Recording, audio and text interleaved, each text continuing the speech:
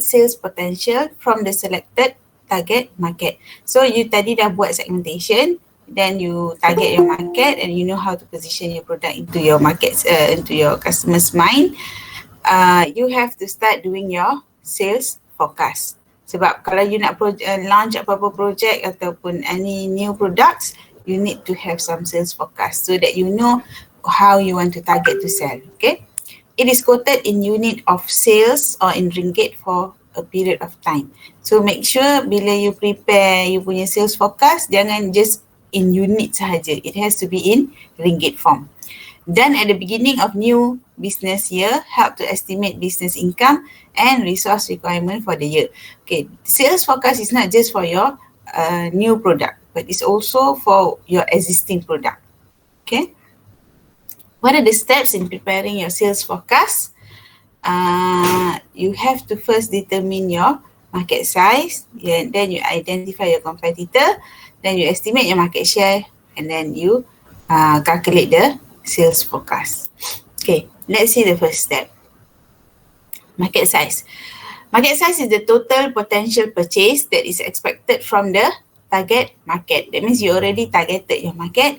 Then you said, okay, I am planning to sell this much because they have the potential to purchase. Because when you decide on your target market, you will already study them, right? You already know what's their income level. So what are their potential buying power and so on.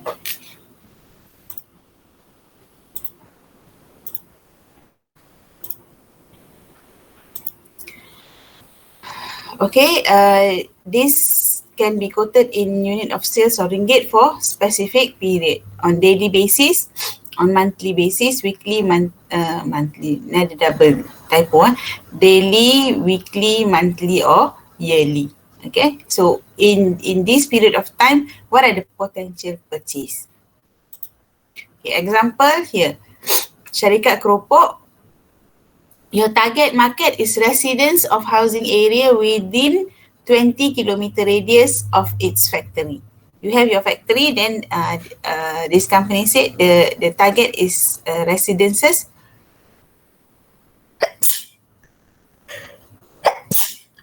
Excuse me.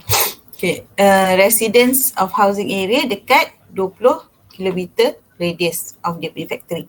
So when they did the segmentation, they find that they have this school children segment and family segment. So these are the two target markets for the company. And then they said in group 1, they have studied the area, they studied the market. In group 1, they said there's 500 school children from 2 primary school and 1 secondary school. So the expectation is each of these school ada 500 students. So about 1,500 students there. In group 2, there's families. They calculated about 3,000 families living in that area. Okay, so these are the potential, their potential customer. These are the target market that they want to penetrate. According to their survey, school children made purchase of about 500 ringgit per week. That is 2,000 per month. Ni lah tadi dia kata, when they said have to be in ringgit form, right? In a period of time. So 500 per week ataupun 2,000 per month. And families made purchase on average 4,000 per month. So how do they know all this? From what we learned last week, from the survey of the market. Therefore, market size estimated to be 6,000 per month. Macam mana dapat 6,000? 2,000 plus 4,000. So, estimated potential sale for the year will be 72,000 ringgit. I.e. 6,000 tadi per month times 12 months. This is for 1 year. 72,000 for 1 year. However, you tak boleh take that figure just like that. You also have to understand the market. Like this, before estimating the final market size, the business took into consideration factors that may affect sales, like school holiday. Kalau you jual your product keropok you dekat schools, when during the school holidays, there will be no sales there. And then fasting month, maybe the sales will be reduce over a bit. So after taking this into consideration, the final estimation is 66,000 per year. So in your assignment, you have to do this, but you have to justify. Let's say from here to 72,000 ringgit to 66,000, right? They justify by saying that there's a school holiday at this month, and fasting month during this month. So there will be some reduction in sales or whatever. Step number 2 is to identify your competitors. It's important for you to understand your competitors in the target market that you have. To know with whom the business is sharing the market with, and to develop appropriate marketing strategy to compete with your rival, with your competitor. Analyze the strength and weakness of the competitor in terms of its size, experience, number of years in business, financial capability, product lines, and so on and so forth. So you have to understand who are your competitors. Who are competitors? Those are other business that offer similar product. Okay, similar product ni understood dah. But this one also important. Substitute or alternative product to your product. For example, you are selling tea. Coffee can be the substitute product for your tea. Okay. Number 3, estimate market share. Okay. What is market share? Market share is estimate how much of the market it can occupy or control. You already know that market is this much, but how much can you actually capture for your sales? This should be quoted in terms of percentage of total market share. The portion of the market that the business can control after taking into consideration market share and the competitive position in the same market. Okay, example here. This is Ayam Bagus Enterprise. This company operates a chicken farm in Pontian, Johor. And their target market is the residents of immediate rural area and residents of nearby Pontian town area. So this is the target market. Okay. The market share, market size estimation is 50,000 chicken per month or 360,000 ringgit based on the wholesale price of 2 ringgit of processed chicken and estimated average weight of 3 kg. So you see, your assignment need to be as detailed as this, if not at least as detailed as this, if not more detailed. Alright, this company has identified four main competitors, A, B, C, and D. And the survey revealed that each of the competitor control this percentage. Okay, this is the percentage that they control. Company A, B, C, and D is your competitors. They are controlling 40, 30, 15% of each competitor. And tadi you dah kira dah kan, your punya market size will be 360,000. So you, according to this percentage, these are the RM you need for the competitors' market share. Okay, after that, after you already know what's the situation now, you analyze the strength and weakness of your competitor. Okay, they are confident that they can control. After they analyze the strength and weakness of the competitor, this Ayam Bagus Enterprise said, okay, we think we can capture 10% of the market. Okay. So estimation market share will be 10% of the of that 360,000 tadi. It will be 36,000 per month. Okay. So A, B, C, D tadi, you see dia punya percentage dah berbeza. Just now it was 40, 30, 15, 15. Then dia kata maybe they can take 1% only from company A. Maybe company A ada very, very, very strong. Dia punya ada advertisement dan sebagainya to influence company A's punya customer is not that easy. So maybe we can capture 1% of their customer je. Company B just now was 30%. You estimate 20%, 27%. No, 3% of company B's customer you feel that you can capture. Company C, company D, maybe another 3%. So you estimate yours will be 10%. Bang ganggu, ada orang nak masuk. Okay. Alright, so when you calculated, you feel that you can get 36,000 per month for this market. Then factor to be considered when forecasting sales is customer awareness of existence of the business. Of course, kalau orang tak tahu you punya business, macam mana you nak capture the market? You cannot. Seasonal factors, pre-sales period. So basically whatever you decide on your sales forecast, you must see all the other factors that can influence your sales. Okay, sales forecast should be on monthly basis for the first year and yearly basis for the subsequent year. What does it mean? Bila you buat sales forecast tu, you buat dalam bentuk table kan, you have to do about 5 years. 5 years market forecast. The first year tu kena ada January sampai December. Second year tu total je. Total for the year. Third year pun total for the year. Fourth and fifth year pun total for the year. That means you akan ada year 1 tu pecah pakai by months and the total also. And then the next 4 years tu you have to just yearly basis. After you have done your sales forecast tadi tu, you start developing your marketing strategy. Okay, these are the marketing strategy, 4P.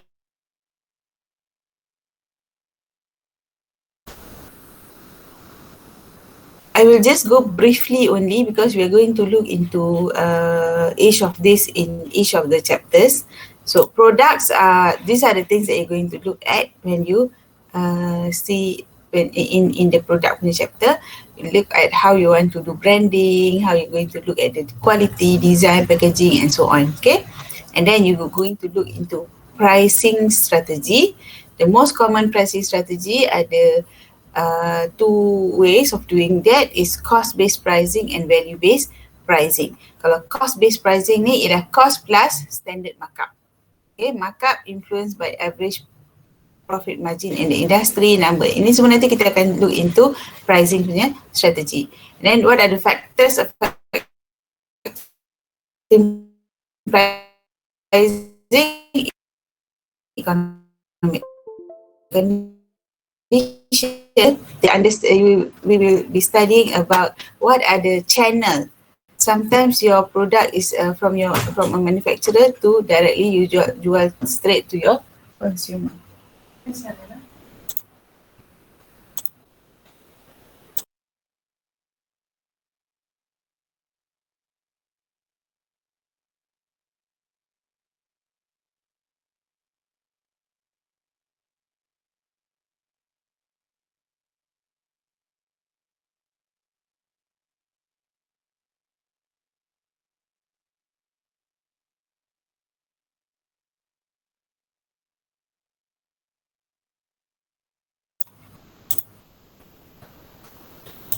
Sorry about that.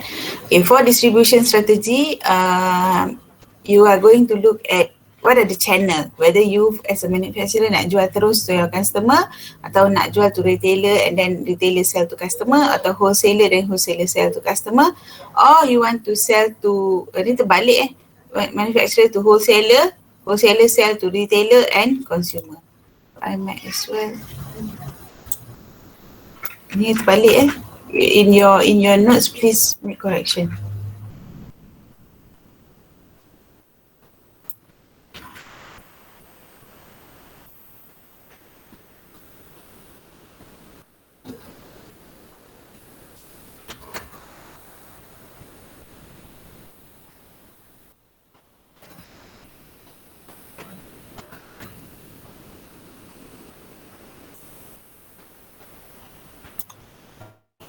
In your notes, to make correction, this one, manufacturer, you sell to wholesaler, wholesaler sell to retailer, then retailer will sell to customer. So there are strengths and weaknesses of each of these channel. Okay, so ni pun kita akan tengok in chapter 10 nanti chapter 8 topic 10 later. Okay, and then lastly is your promotion strategy, how you want to disseminate your information to the customer, to the target market. Ni semua kita akan look into detail dalam each of this chapter. Okay, after that then you have to manage your marketing activities. You have to have this Gantt chart. When do you want to do the briefing? When you want to start the launching your product, and then how you want to when do you want to do advertising? What kind of promotion that you want to do, and so on and so forth. So you need this Gantt chart. Lastly, you make a marketing budget. This should be a summary of all the marketing expenses planned and is useful for financial planning. So basically, nanti bila you nak buat each of the macam product, what are the costs? And bila you want to do pricing, promotion, especially you want to know what are the marketing budget. Marketing budget ni inclusive of your staff in your marketing department. Say you have sales people, you have marketing people, you have 4 marketing personnel. So you can kira salary semua dalam marketing budget. You can actually Google marketing budget. They will have quite a number of examples. So based on your creativity, you have to put this in your assignment. Okay? So that will be the end of chapter 5. Anybody has question? Because this is I think the most important topic to start when you do your assignment. Your discussion of your assignment should start based on this segmentation and so on. You ada product dah kan? So bila ada product tu, your what will be your market, who you want, how you want to segment them, and then what will be your target market. Okay? Any question? No question? Okay. Alright. I will move to the next chapter. But I think before we go to that chapter, we'll take a break for 10 minutes. So we come back at 10:40. Yes, Doctor. Yes. If I do slideshow, is it moving? Not moving. Moving, so we'll just maintain this here. Alright, product. Product is the starting point of everything. You start with having your product. Okay, what we are going to look at in this chapter will be, number 1, you want to understand about product and its identity. And then we also be looking at how you want to do new product development. Okay, what is product? A product is anything that can be offered to a market for attention, acquisition, use or consumption that will be satisfying needs and wants of your consumers. So basically, a product is something that you want your customer to get attracted to, acquire and consume. Okay. Product can include goods or services or people, places, ideas and so on. Services pula, services are form of product that consists of activities, benefits or satisfaction offered for sales that are essentially intangibles and do not result in the ownership of anything. Of course, when you buy product, you can see the product. Services, you just get the benefit. You don't acquire the means it doesn't get to be your belongings. You just use the benefits. Alright.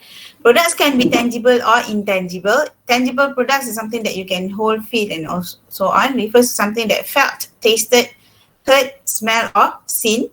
In simple terms, tangible products are often referred to as goods. So goods are something yang you boleh pegang, you boleh smell, you can taste and so on. Okay, those are tangible products. Intangible product refers to something that cannot be seen, smelled, heard or touched. Okay, most of the product are in form of services. Of course, kalau penggunting rambut macam ni, you tak boleh pegang, you tak boleh smell, but you get the service. Okay. Unlike tangible product, they are not stored. They are only available at the time of use. Macam ni you nak store the service of the barber, right? Cannot, right? That is the intangible products. This is the classification of product. Product can be classified as durable goods that is tangible, that is used repetitively over a long time period. Macam car, you don't change car every day, right? Furniture pun like that. Or non-durable goods. Non-durable goods are also tangible. It consume relatively fast in one or few uses. Contoh kalau you beli bread, contoh you kalau beli cereal, you makan 2-3 kali dah habis, right? So that is non-durable goods. Durable goods are something that you use repetitively for a longer time period. While services have these 4 characteristics: intangibility, inseparability, variability, and perishability. Intangibility is something that you cannot see, cannot taste, cannot hear, cannot smell before you buy. When you are there, you are there. When you are getting the benefit, you are getting the benefit. Okay? And it is inseparable from the provider. Let's say it's the barber atau even the lecturer. Okay, it cannot be separate. When I am giving you lecture, I am giving you lecture. Okay, this is a service. Kalau I cannot give you lecture without me being there. Okay, even kalau I videokan ke, it has to be me that doing the video, right? Then variability varies in quality according to provider, when, where, and how. So even as you as a student now, you have many lecturers. Lecturers beza-beza cara dia. Ada lecturer yang macam ni, ada lecturer yang macam tu, ada lecturer yang cepat, ada yang lambat, ada yang bagi this kind of assignment, that kind of assignment, ada yang jenis yang bagi notes, ada yang tak bagi notes, just cerita. Okay, so that is varies. Perishability cannot be stored for later sales or use.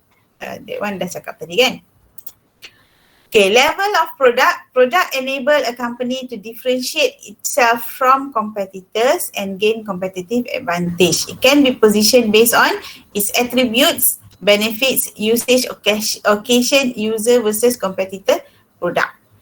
Consumer buys not only the product but also the benefit offered by the product, such as its packaging, its quality, the brand name, the style, the warranty, and so on. So product doesn't just, if you buy TV, if you buy calculator for example, it's not just the calculator. What it can do, what is the quality, what's the brand. Macam kalau brand, this one is Casio, is it good or not? Okay, is it stylish or not? Sometimes people say kalau buat macam ni, ni calculator pasar, orang nak pakai scientific calculator.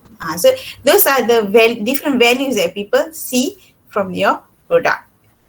So it is important for marketers to understand the benefit of your product that customer is looking at. Okay, customer nak tengok stylish. Okay, you tak bolehlah bagi calculator pasar ni. Ataupun dia nak convenient. Dia nak convenient untuk bawa ke mana-mana. Tak bolehlah you bawa letak sebesar ni. If you see calculator ada this size, ada even small size where you can put in your handbag, where you can bring everywhere. So as accountant, normally I am trained as accountant, so in my handbag always ada calculator. Tapi tak bolehlah saya bawa calculator ni. I have just a small calculator for my handbag. So people as marketers, you have to understand what the consumer want from your product. This is the level of products. You have core product, the actual product, and augmented product. The core product is core benefit of the service. Core benefit of the product or the service. This is the reason why the product exists.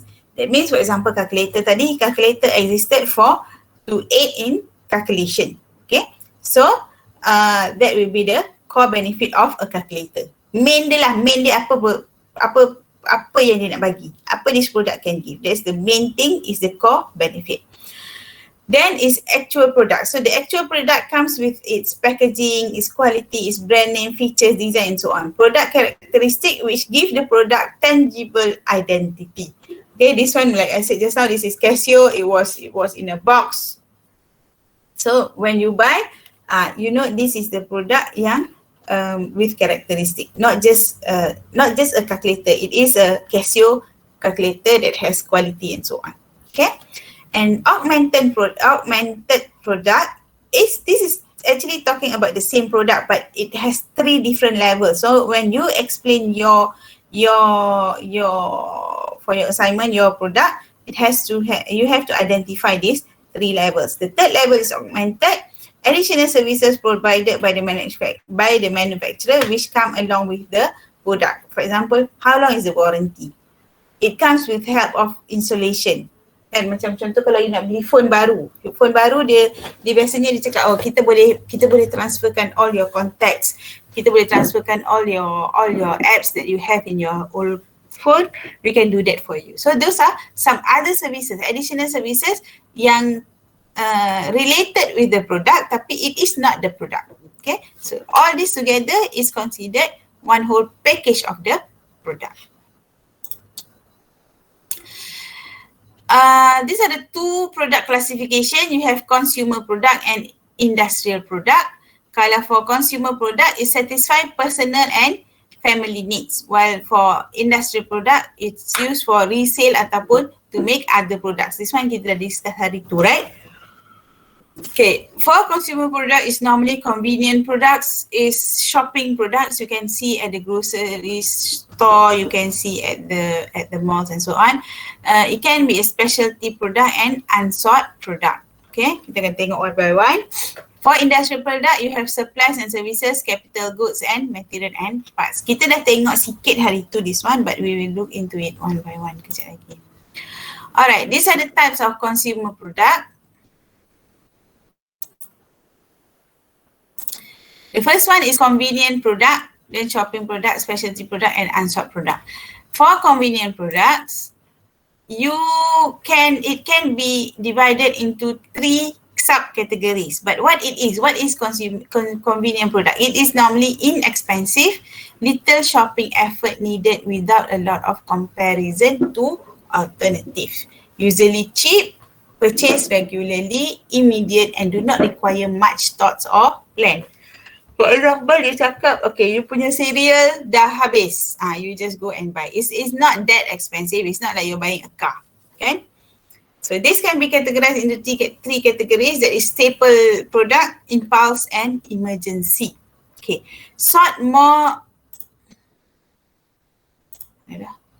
Okay. Staple product is something that bought most regular basis for regular use. For example, soap, rice, chicken, vegetable, the staple. Impulse are bought with minimum plan and search effort, such as newspaper, magazine and candy. So these are normally those that they put at the counter.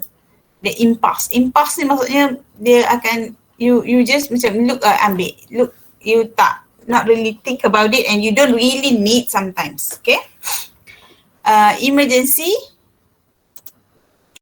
product, it is bought during emergency or critical condition. For example, plaster, umbrella and so on. So bila hujan, we are not Japanese. Japanese people, whenever they come out from the house, they will look at the forecast. Our forecast is not that accurate, so we don't really look at forecast. So kalau forecast dia cakap ada hujan, memang semua orang yang akan tengok bawa umbrella. Macam kita, bila dah hujan lebat sangat, kita beli je umbrella dekat kedai. So those are emergency. Plaster. You tak akan terfikir nak beli plaster kalau you bukan tengah luka atau something. Okay.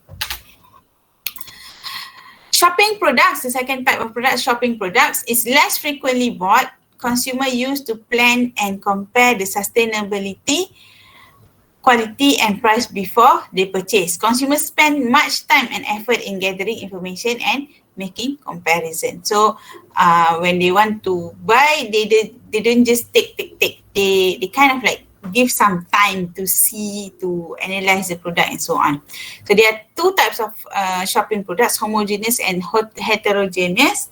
Homogeneous is consumer sees as being same. So shop for lowest price, like clothing, accessories, benda yang macam sama je. Kalau orang tu jual screwdriver, dia akan tengok ada 4-5 brand screwdriver tu, tak nampak beza pun. So dia akan normally sort for the cheapest. Okay. Heterogeneous shopping product. These are seen by customer to differ in quality, style, suitability and lifestyle compatibility. Okay, comparison is difficult because of its unique characteristic. Design, macam designer item, antique furniture, it is different. Okay, nak kata dia macam terlalu sangat bagi attention when you want to buy, purchase your product, tidaklah juga. Tapi taklah sampai macam kalau beli kereta, beli rumah. Tapi they still put some effort to analyze before they purchase. Specialty product, the third type of consumer product, specialty product, purchased due to their unique characteristic and or brand identification that make them well known among significant consumer. Buyer usually do not compare the brand of specialty product because they are already loyal to that particular product. When they want to buy, they already have in mind, okay, this is the brand, this is the type, this is the specification. Consumer plan the purchase of this product with great care, know exactly what they want and will not accept the substitute. For example, those people who wants to buy Rolex watch, they already have in mind, okay, I'm going to buy a Rolex watch. It's not like I'm going to see which one, okay?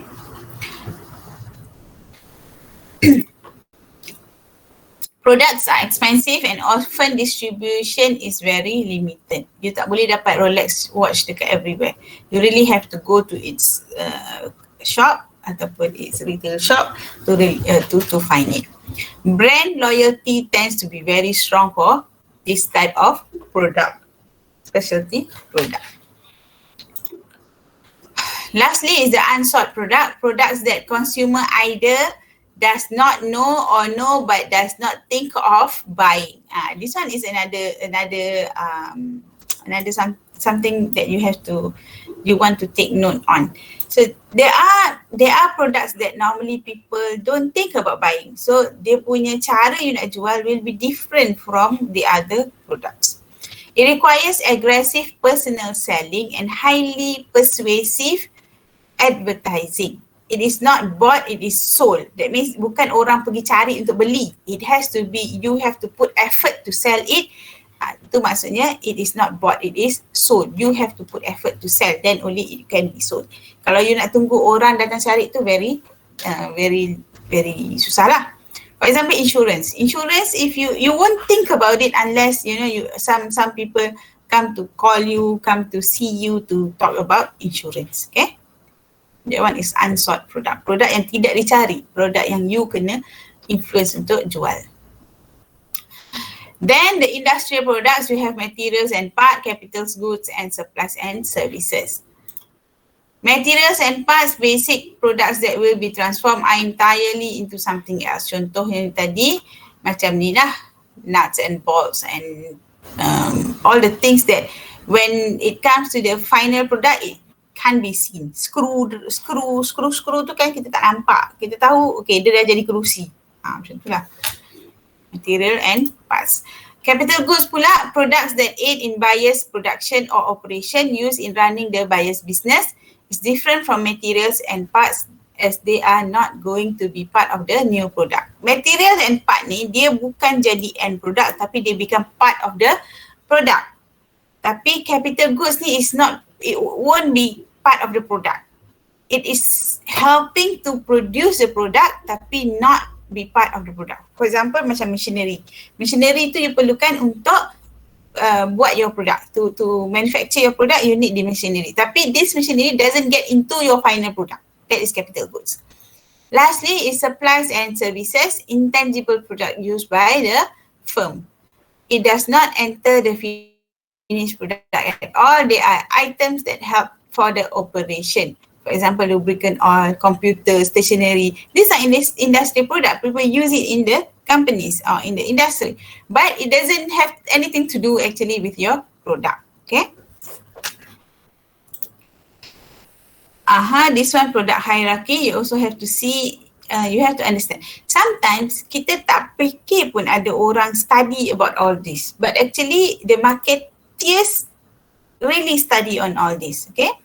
Product hierarchy, the first one is product item. It is individual products or brand. Each product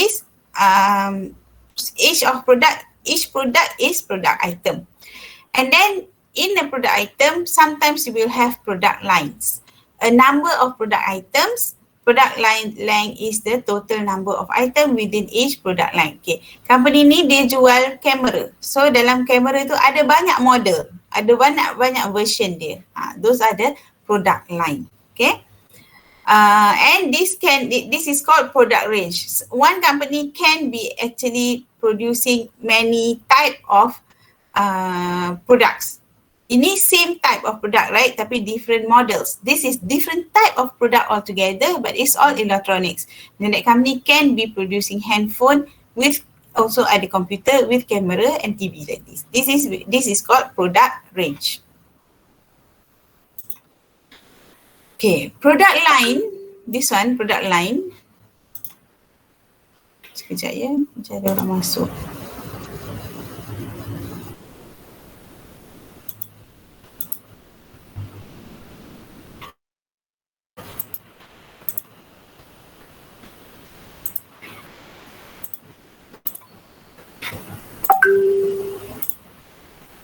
Bukan. Okay, product line. Product line is a group of product that are closely related to each other.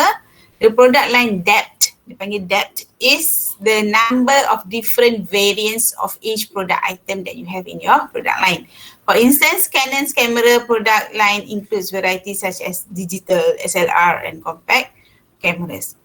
The major product line decision involves product line length. Berapa banyak produk yang you nak. Short product line is marketers can increase profit by adding item. Long product line, marketers can increase profit by dropping items. Kalau you have short, you can add on. Kalau you have too long, maybe you can drop some of them. Tengok mana yang not selling out, you can reduce them. Okay. Product line can be stretched upward or downward. Line stretching occurs when a company lengthens its product line beyond its current range. For example, you already have two, you want to stretch it into many. Companies located at upper end of the market can stretch downward. Kalau dia on the lower, can stretch upward. Nanti kita tengok dekat ni.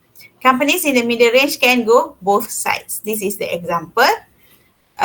Example here is the hotel business. Maybe here is the quality of service, economy, standard, good and superior, and then this is the price range, right? So if you are here on the top executive, you are selling your product at superior quality and very high price, you can stretch downwards. You can go to having some budget hotel as well. Contoh Ibis Hotel. Ibis Hotel dulu dia hanya superior, expensive sahaja. Now dia ada yang budget punya tu. So you can see ada different colours. I think dia ada red colours was the main one, the exclusive one. Then dia ada green and blue. So that one is they are stretching downwards. Boleh juga stretching upwards. That means you start with having budget hotel, but you stretch upward to have superior type of hotel services. If you are here in the middle, you can stretch both ways. So that is product line stretching. Product line decision, line filling is adding more items within the present range of line. There are several reasons for product line filling, with reaching for extra profit, satisfying dealers, using excess capacity, and so on and so forth. So for your assignment, maybe you don't do product line stretching, but you can say we are planning in the next future, in the coming future, after 5 years, we are stretching towards what. So kalau you nak buat stretching sekarang, you kena ada banyak produk, right? So you don't do that. Tapi you have to justify ataupun to tell us what is your stretching strategy the next 5-10 years. Okay, let's say you are this product, then you said you want to stretch, how you want to stretch it. Okay, sebab kalau you cakap you nak stretch now, then you have to do for all products pula nanti. Each product will have different marketing mix and so on, right? Okay. Product mix. Just now, remember, you jangan get confused product mix dengan marketing mix. Marketing mix is the 4-piece. Product mix is different. A product mix consists of all the product lines and items that a particular seller that a particular seller offer for sale. That's product mix. That means berapa banyak barang yang you nak jual. Product mix decision, product mix with refer to the number of different product lines the company carries. Nanti kita tengok contoh. Product line depth refer to the number of versions offered for each of the product line. The consistency of the product mix refer to how closely related the various product lines are in and use production requirements and so on. Kita tengok contoh lebih senang nak faham. Okay, this is Procter & Gamble product mix. They have different kind of products. This is the width of the product, different product lines. You have baby care product lines, you have beauty care, you have fabric and home care, you have food and beverages and healthcare. Each of these has its product line. Okay, so let's see what's the length of a product is total number of item the company carries within a product line. Macam contoh dalam healthcare punya product line, dia ada toothpaste, dia ada 6 toothpaste line. One of the product in the healthcare is toothpaste, and dia ada 6 toothpaste line. Within this line, dia ada 6 different items. So dia ada Crest Multicare, Crest Cavity Protection, Crest Tata Protection. So dia ada lain-lain. So this is the depth of the product line. Number of version offered of each of the product in the line. Jadi toothpaste ni semua jenis-jenis toothpaste.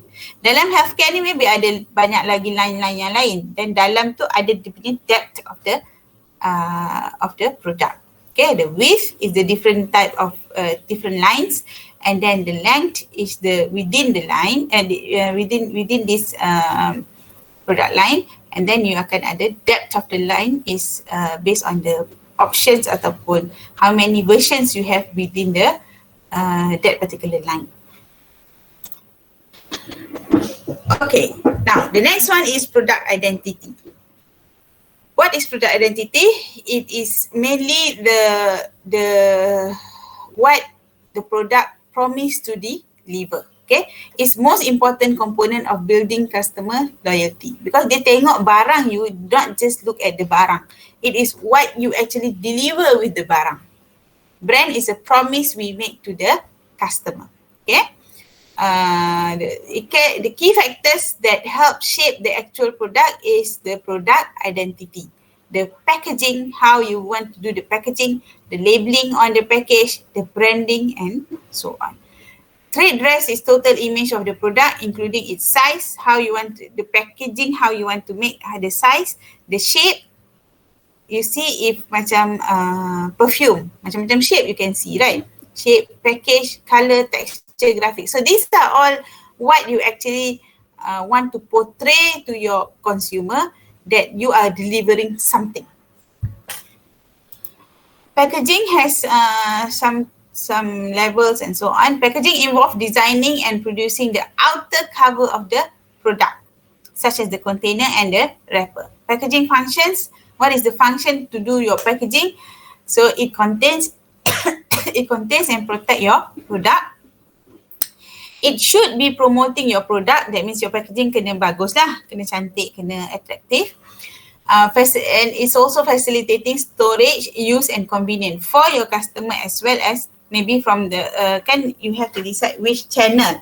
So packaging ni should be helping your wholesaler, your retailer to also help them in storing your product. Kalau bentuk dia sangatlah menyusahkan orang nak simpan, orang tak ada space. Okay.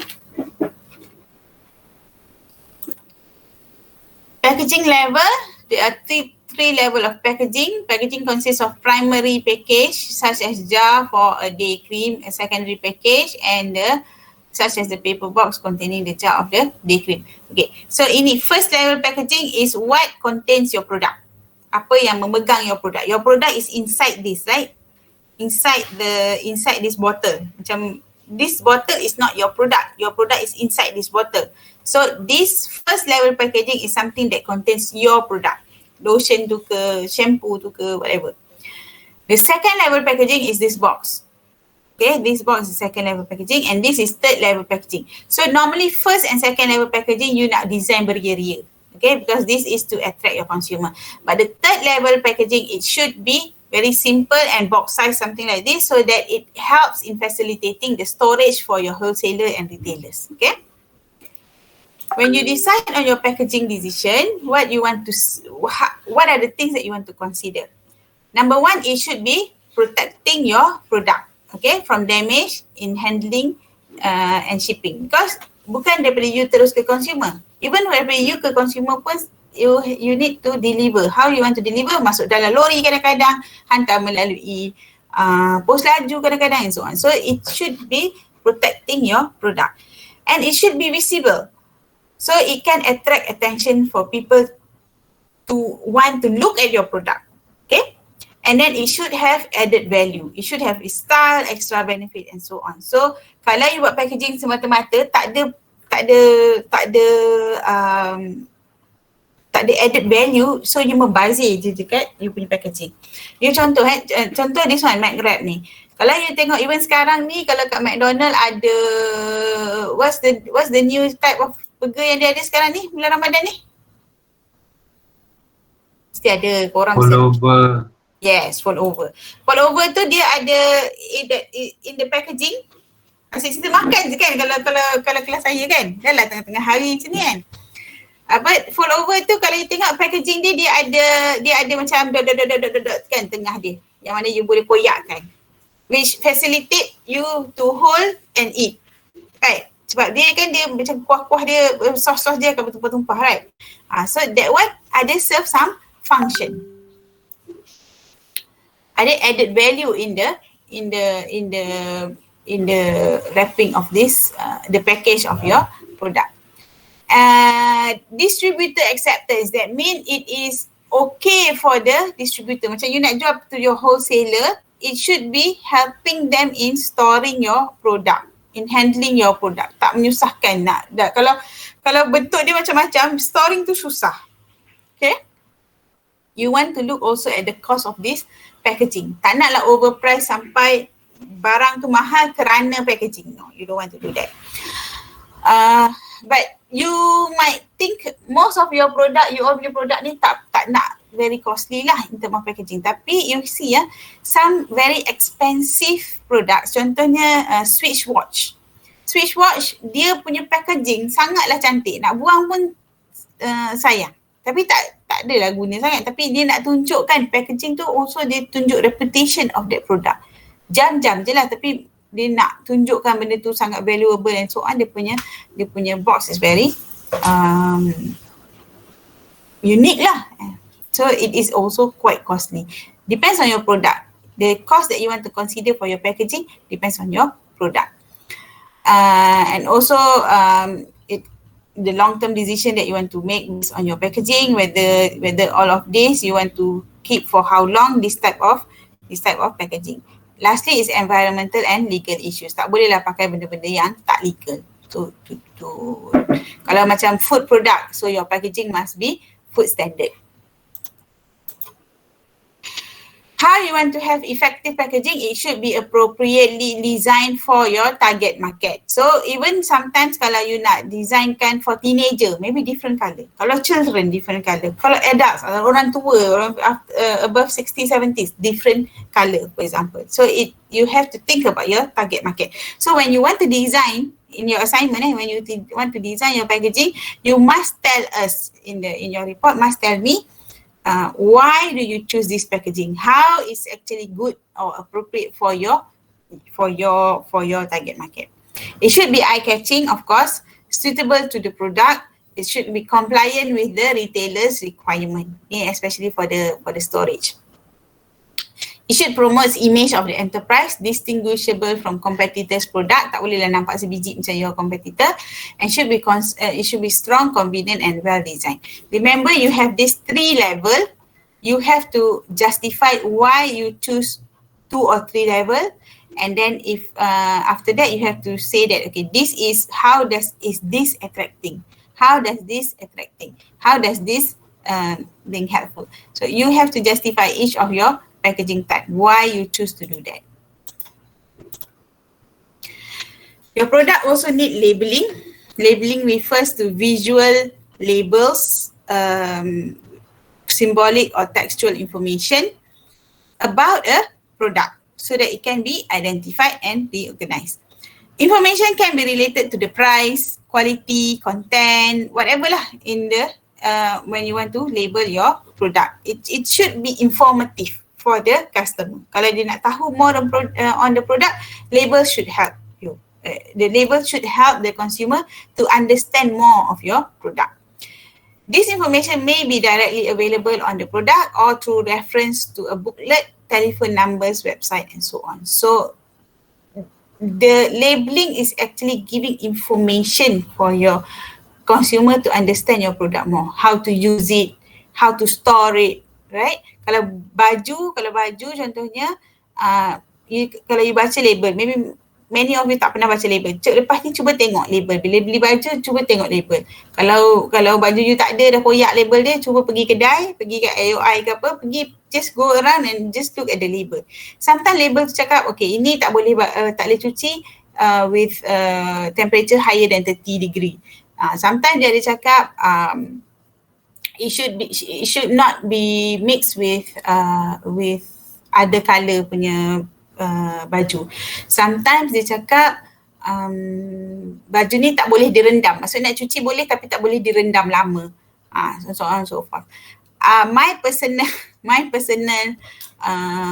experience with not reading the label was when I was studying in UK. I bought this sweater. Kita kat Malaysia beli sweater memang masuk mesin boleh jalan okey je lah kan. But my washing machine that time dia ada of course washing and then dia spin and then dia keringkan. So dia keringkan pakai heat. I did not read the label. So I just put into the washing machine and it's wash is okay and then it's spin and then it's dry. Bila saya keluarkan daripada size yang saya boleh pakai, dia jadi shrink macam size untuk baby. Then I started to read in the label. I want to understand lah how come benda dah lah baru sekali pakai dah lah mahal. Rupanya is wool. Wool clothing you tak boleh dry spin, you tak boleh heatkan dia untuk ni, dia kecut. So memang dia kecut, dia memang jadi kecil lah, memang macam kucing pakai. Something like that. So that's my personal experience about labeling. Tapi memang rupanya dia memang ada tulis kat label tu. Tak boleh berapa heat dan tak boleh campur, tak boleh rendam dan sebagainya. So labeling is important. So for your product, make sure you have labeling. Types of labeling. You can have persuasive labeling. This is macam ni dia tulis organic whole milk yogurt. So this word organic ni dia fokuskan because dia nak persuade people, okay, this is good product, it's organic. Informational labeling, this is to give information, and this is universal product codes, normal codes lah, okay. Right. What are the functions of labeling? For consumer is to capture their attention, to make first impression, provide product information and facilitate in buying decision. Because the label, if the label is attractive enough and informative enough, then people will trust your product. Kalau benda tu macam very vaguely, orang pun tak berapa nak faham, dah lah produk baru, orang pun tak nak beli. Okay. For retailer, it should be customers check out, manage inventory. Okay, the labeling should be helpful in managing inventory. Contohnya kalau you tengok boxes, kalau you nanti bila LI nanti pergi kat company, contoh kalau you pergi kat company yang besar-besar, you boleh tengok boxes dia. Okay, boxes dia akan ada macam-macam label. Dia ada gelas tu, sometimes ada gelas kalau benda tu senang pecah.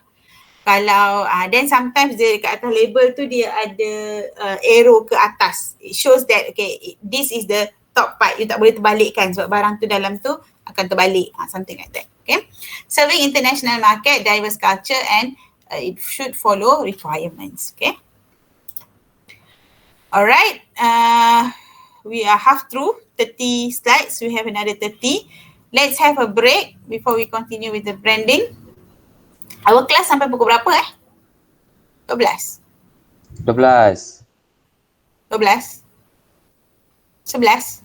12. 12 kan? 12. So we don't have much time, so we come back at 11:30. Now it's 11:25.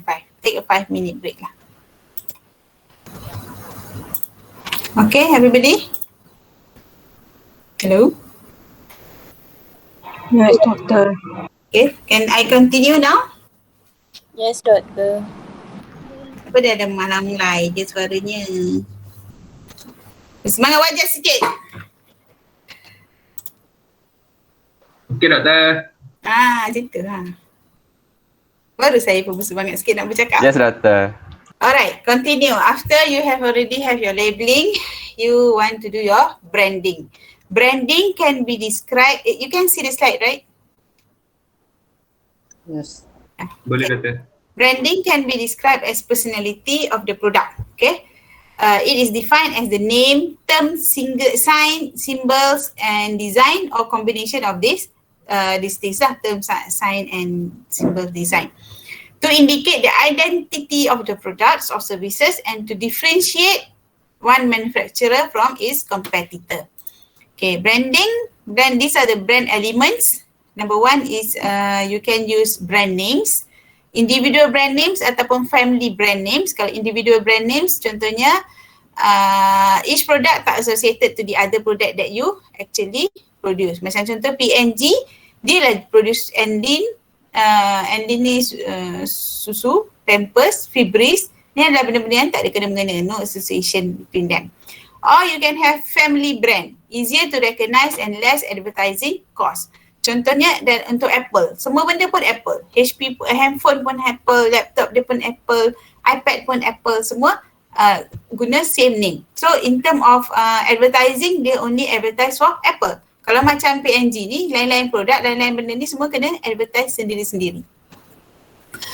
Or you can also combine brand name.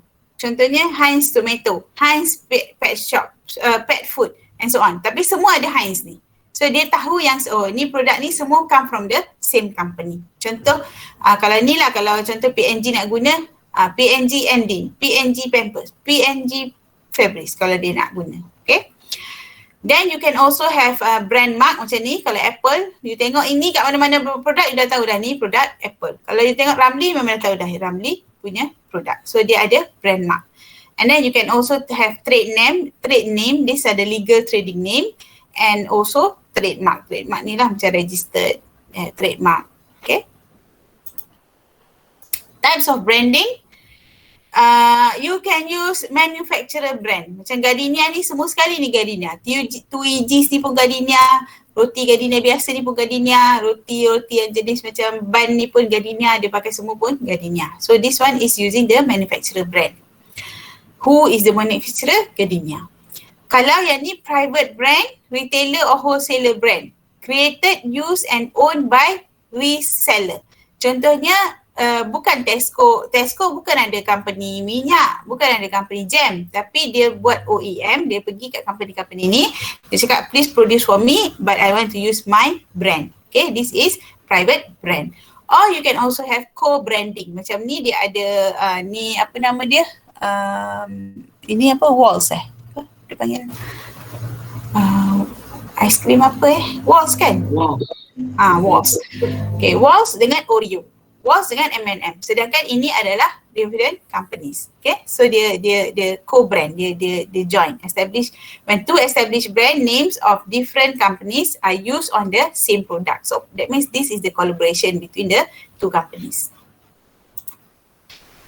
Importance of branding ni you can read yourself lah, dalam buku pun ada, dalam my notes pun ada. Importance of branding, what is the brand benefit for the customer, what are the benefits to the manufacturer as well as the retailer.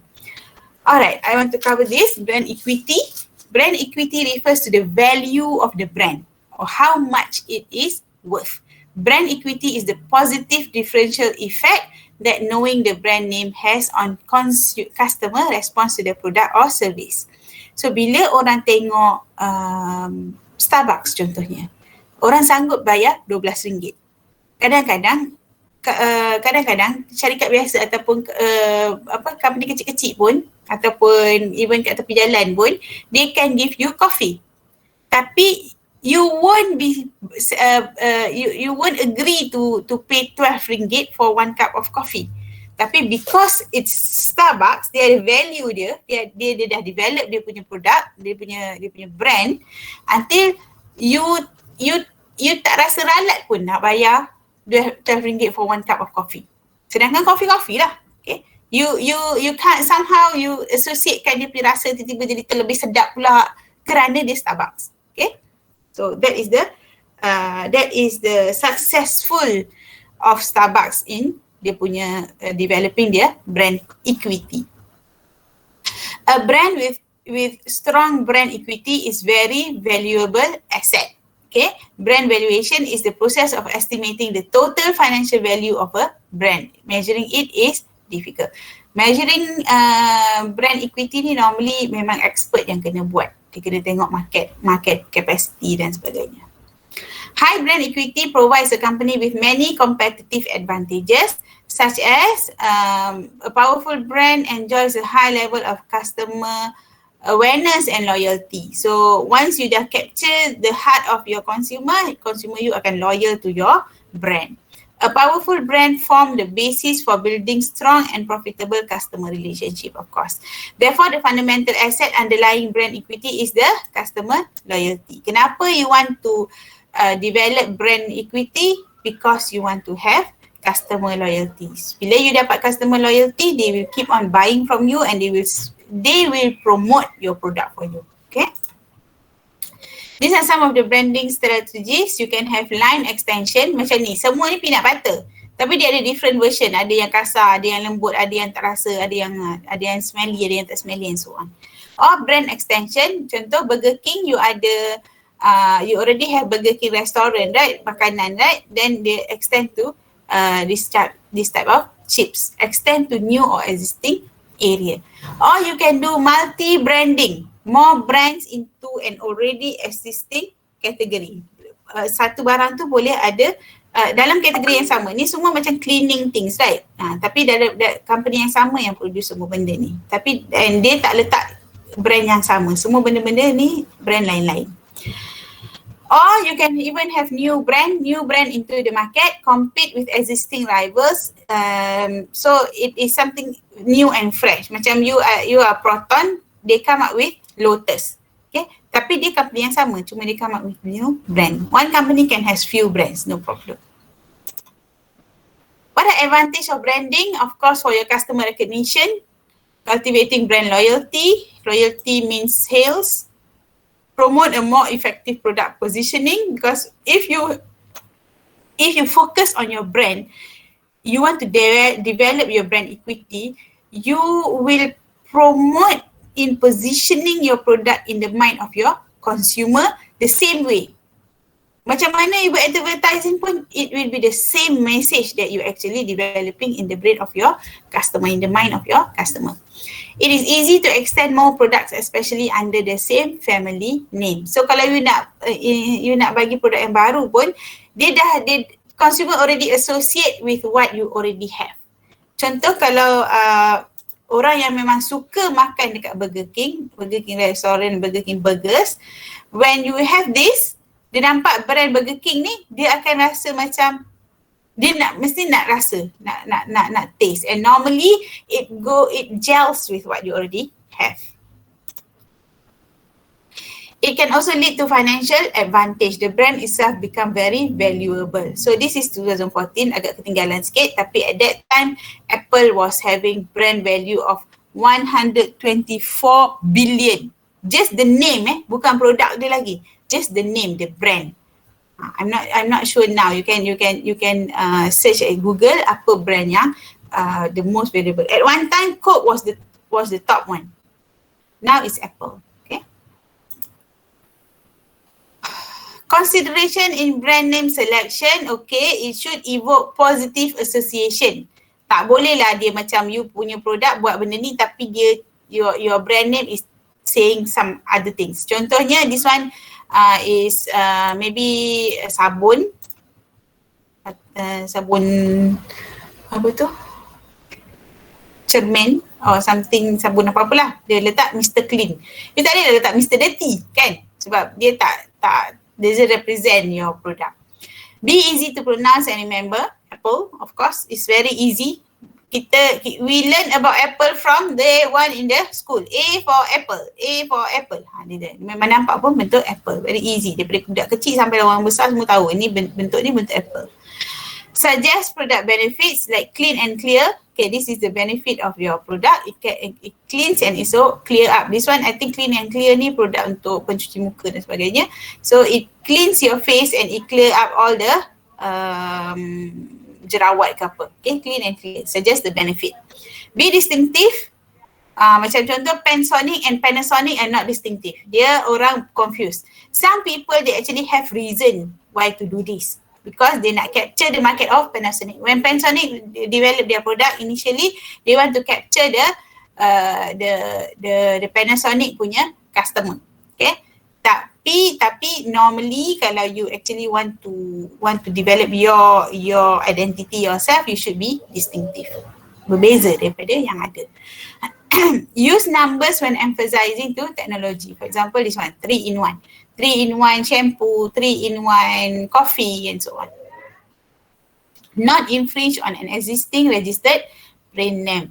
Macam Coca-Cola versus Coca-Cola. Coca-Cola yang K ni can be sued by Coca-Cola this one because they already have very high brand value. Okay? Okay lagi? Boleh terima lagi? Sikit lagi? Ada buat 10 slides more? Boleh. Tak ada yang okay, boleh lemah je. Boleh. Alright, so those are for brand names. Now, you are developing new product. So, we cover also on new product development. New product development is the development of original product or product improvement, or you modify your product and new brand through the firm's own R&D effort. Sometimes you just pergi dekat company lain, you cakap, okay, please do it for me. That one is not new product development. New product development is when you have your R&D sendiri and you are developing or improving or modify your own product. Okay, that's new product development. In your case, you are having new product development. Why do you have to have new product development from time to time? Is because failure to change could result in decline in sales and with competitor racing ahead. Okay, contoh Nokia one time was the lead in handphone punya technology. Tapi they refuse to change, so they become very, very confused and don't know what to do. And then Apple and Samsung come into the picture and Nokia akhirnya bankrupt. Okay, macam ni contohnya Nokia dah out of the way. Apple is doing a lot of R&D in their product. So they are doing they keep on doing the new product development.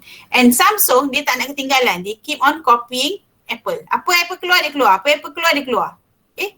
So that means this guy is innovating new things and this Samsung guy is actually following the trend. Nokia ni dia tak buat sebab tu akhirnya dia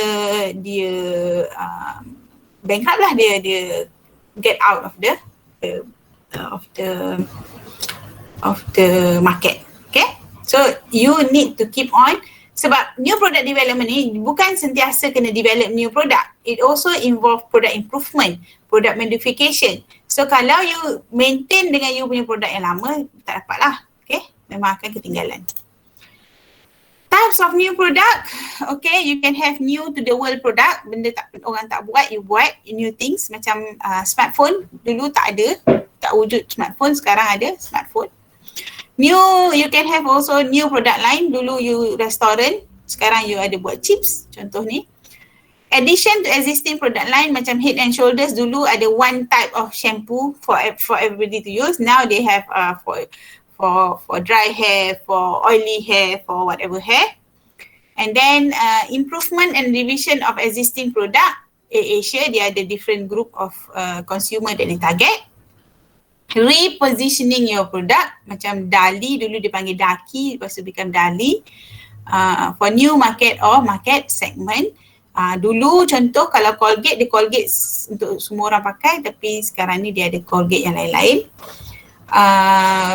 Cost reduction, similar product but at lower cost. Okay, these are types of new product development. Okay, what is the new product development process? It starts with idea generation, then you screen, then you develop the concept and testing. Then here you start having your marketing strategy after you get some idea about your product. Then you do the business analysis for your market, product development. Then after you already have your product, then you test the market. Lastly, you commercialize. Okay, you have to show this process in your assignment as well. Okay, tu yang saya cakap. Assignment tu heavy assignment. It's 30 marks, right? It is heavy. Every single thing you belajar dalam setiap chapter, you kena inculcate in your assignment. Okay?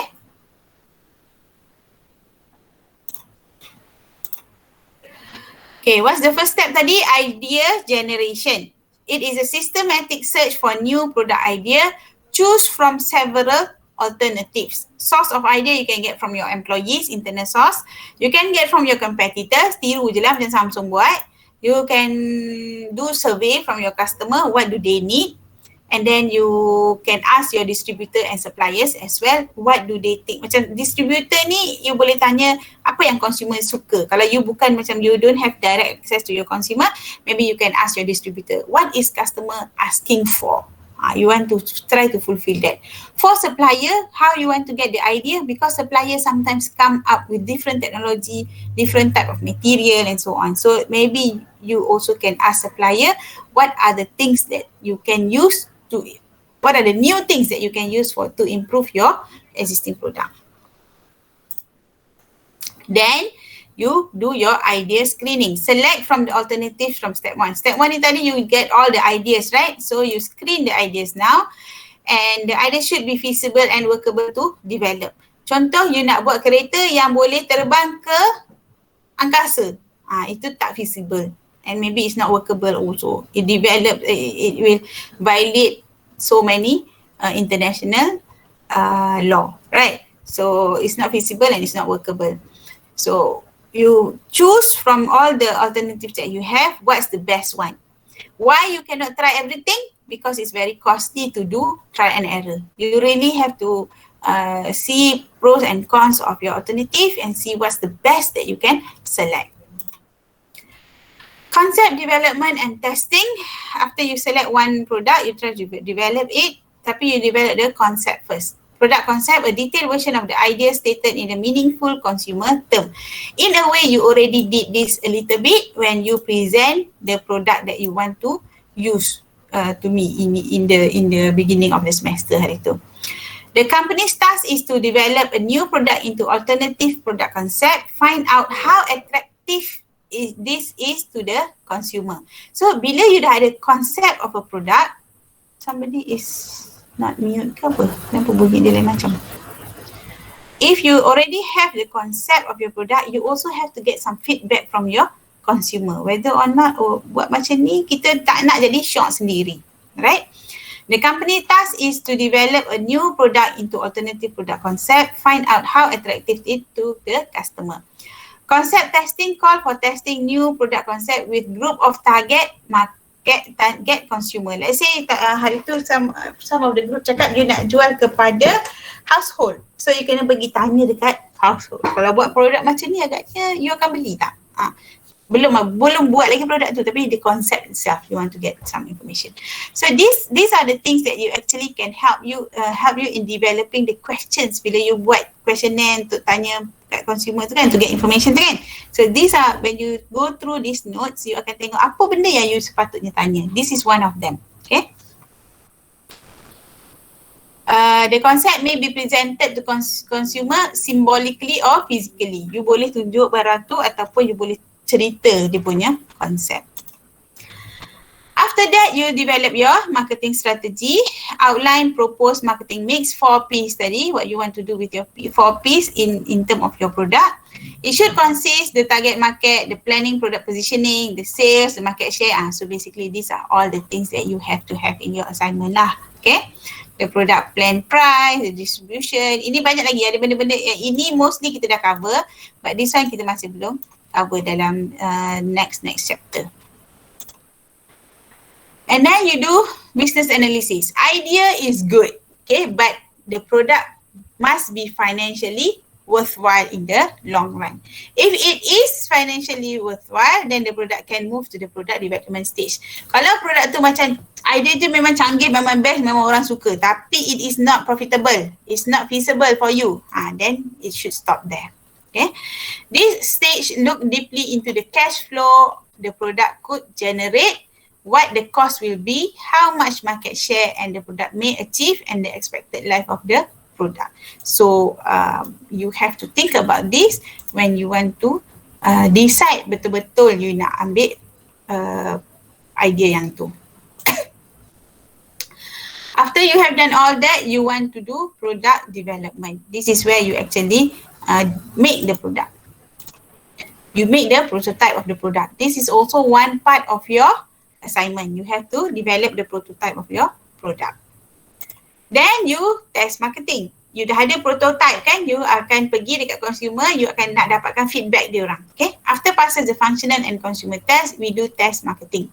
Test marketing, product and marketing program are introduced into more realistic market setting. Testing within a specific area, the product will be launched within a particular region to the marketing mix strategy can be monitored, so that the marketing mix strategy can be monitored and if needed, need to be modified. Apa maksud dia? That means you kan ada target market. Let's say you target market is household. Bila you dah ada your product, you dah ada prototype dia, then you want to start testing your marketing punya strategy. Your 4Ps tadi tu, you want to test the marketing strategy. So you test maybe within the area dulu. Kalau you are from KL, maybe you just do in KL dulu. So if there's any problem there, you because of course when you do testing, you will get some feedback. From your feedback, you will modify accordingly, baru you blast to the whole market. Okay. Lastly is commercialization. Once everything is already in place, you have your marketing test marketing successful, then you can launch at national level or even international level. What do you want to consider in all this process? Number one is introduction timing. You want to introduce your product, you can introduce at the right timing. For example, you are selling something for school children. So parents normally buy their school children things when they buy for back to school. Masa budak nak masuk balik sekolah. So that is the time when you introduce your product. For example, you ada new material for baju sekolah. Then bila you nak introduce, janganlah introduce dekat tengah-tengah tahun. Orang tengah tak beli barang tu. So you introduce masa yang sesuai. Kalau you nak guna something untuk orang pergi haji, janganlah you introduce selepas musim haji. Mestilah masa sebelum musim haji, something like that. How the product will be launched, you have to consider how you want to launch it, whether you want to make an event, big event ataupun jangan buat macam siapa tu, Nelofa pergi jual tudung dekat pub. Macam pelik lah tu kan. So you want to think about how you want to launch the product. Okay, where to launch, what are the place, what are the region. So these are things that you have to consider. Okay, that's the final process of new product development. This is just understanding your product life cycle. Product life cycle, normally it goes through this cycle. You introduce a product, initial time you start introducing, the sales will not be very high. Then it will grow. This one will be very steep. When it grow, you can get the market share very, very fast. And then it goes to maturity. This level you already have some loyal customers, tapi dia increase pun dia tak increase banyak tu je. After a while it will decline. So before it declines, you normally will have your new product development, either new product itself ataupun you modify and improve your product at this level so that it can go back to go up. Dia tak turun habis. Macam tadi Nokia, Kodak tu semua dia tak buat apa-apa kat sini. When they don't do anything memang decline and you go get out of the market lah. And the profitability is like this. The profitability during introduction normally you don't get any profit. So when you do your budget, you make sure that masa you bagi masa lah. Introduction ni normally price pun taklah tinggi sangat, sales you pun tak tinggi sangat. So you akan tak dapat banyak profit. In fact sometimes you don't get profit at all. During this time you will dapatkan all the profit that you can get. Okay? Okay, ni semua benda yang saya dah cakap dalam graf ni tadi.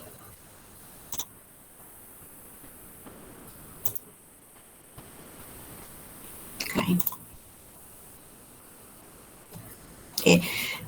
Then you want to understand about your consumer. Tapi ini tadi pasal your product. Then you want to understand about your consumer. There are few type of people. Adopters mean people who going to buy your product. They will have, you will have innovators, early adopters, early majority, late majority and laggard.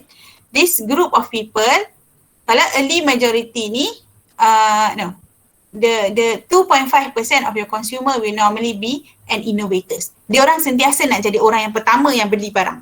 Okay? Yang sampai boleh beratur depan kedai Apple tu sampai berhari-hari, berjam-jam daripada pagi buta, tu adalah innovators. They nak be the first. Lepas tu you get early adopters. Early adopters is normally people who get some opinion from this group of people. Then they want to be in the loop earlier. After that, there will be the early majority. So most of these people will be in this group, this third, fourth group ni. These people ni adalah orang kata guinea pig lah, orang yang sentiasa nak benda baru dan diorang yang akan normally get either the first benefit ataupun kalau ada bad thing happening, happening kat them lah, happening to them. Kan I think few years back ada one model of Samsung yang keep on meletup. Itu will meletup dekat orang-orang ni lah, dekat orang innovator yang early adopters ni. Lepas orang dah macam, market already understand, okay, the product is okay, memang good reputation, then this early majority will start buying your product. And then this early majority people will influence the late majority. Contohnya macam smartphone. Smartphone ni mula-mula tak semua orang pakai. So only this group of people je yang pakai. After that, this early majority people start using it. When there is already established, semua apps dah ada, memang it is nampak the usefulness of this product and so on, then this late majority will join into the picture. Because they are normally skeptical people. Dia akan make sure sangat-sangat yang barang ni memang bagus, memang tak ada no bad things will happen to you kalau you buy this product, if you use this product, and then they will buy this product. This is the late majority. And then this laggard ni ada juga group of people yang memang tak akan beli, memang tak akan adopt any technology sampailah sama ada dia akan terpaksa atau apa-apa. Macam tu lah, dia macam no choice anymore in the market, barulah dia akan ambil. Itu pun kadang-kadang dia pun tak ambil langsung. For example, I think Afiq dah pernah dengar cerita ni, my supervisor last time, dia cerita the father tak pakai smartphone. In fact, dia tak suka pakai handphone pun. Mula-mula dia orang belikan dia handphone biasa yang macam Nokia dulu tu, dia belikan handphone biasa tu, itu pun dia tak pakai. Kalau dia keluar-keluar, because handphone is something that you use, you bring wherever you go, right?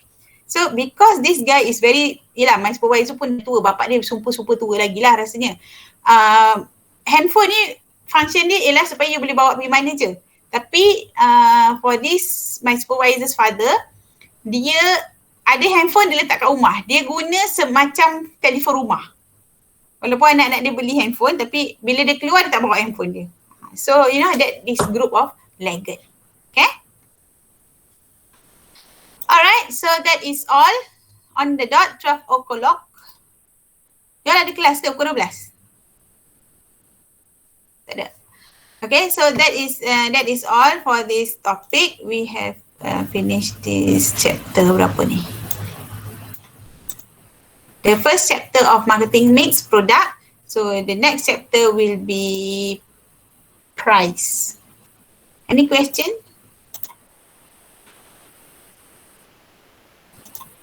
Relating to your assignment, for example? Any question? No question? So if you have no question, like I said, please meet up. Please meet up with your group mates. Discuss from one topic to the other. Please discuss. Kalau dah hujung-hujung nanti lambat. However, I think I've told you that I will try to finish the topic as soon as possible. All the topics as soon as possible so that you have time to cover all the chapters in your assignment. Next week kita jumpa 2 kali kan? Ke sekali je? Hari 2 kali. Hari Rabu pukul 11. Rabu dengan hari Rabu dengan Jumaat. Jumaat kita ada kelas juga Bukan saya cancel Oh, tak cancel lah. Okay. Saya Rabu dengan Jumaat. Okay, yang hari Jumaat tu you all jangan buat plan apa-apa lagi tau. So saya akan bagi tahu kalau cancel ke tidak. So kalau if we have 2 classes then it's good also we can cover produk kita cover then kita boleh cover next week pricing and place. So tinggal 2 chapter je lepas tu. Okay. So I'll see you on next Wednesday. 2 jam setengah 11, 12.